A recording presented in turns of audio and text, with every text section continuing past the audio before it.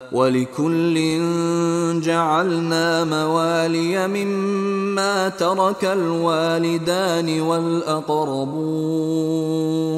وَالَّذِينَ عَقَدَتْ أَيْمَانُكُمْ فَآتُوهُمْ نَصِيبَهُمْ إِنَّ اللَّهَ كَانَ عَلَى كُلِّ شَيْءٍ شَهِيدًا۔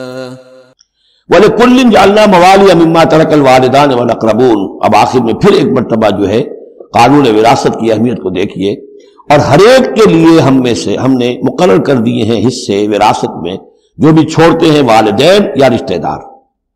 وَالَّذِينَ عَقَدَتْ أَيْمَانُكُمْ، ایک نیا مسئلہ یہ پیدا ہو گیا تھا کہ ایک دوستی ہوتی ہے، بھائی چارہ ہوتا ہے، یا مدینے میں حضور نے مسلمانوں کو بھائی بھائی بنا دیا تھا، ایک انصاری ایک مہاجر بھائی، تو کیا ان کا وراثت میں حصہ ہے؟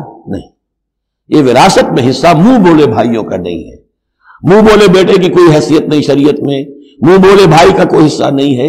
ہاں اپنی زندگی میں تم نے والذین عقدت ایمانکم، جن کے ساتھ تمہارا کوئی معاہدہ ہوا ہے، کوئی دوستی ہوئی ہے، فآتوہم نصیبہم، انہیں ان کا حصہ دے دیا کرو، یعنی اپنی زندگی میں ان کے ساتھ جو بھلائی کرنا چاہو، کوئی ہبہ کرنا چاہو اپنی وراثت میں سے بھی، اپنی وراثت میں سے وصیت کرنا چاہو، یہ کر سکتے ہو۔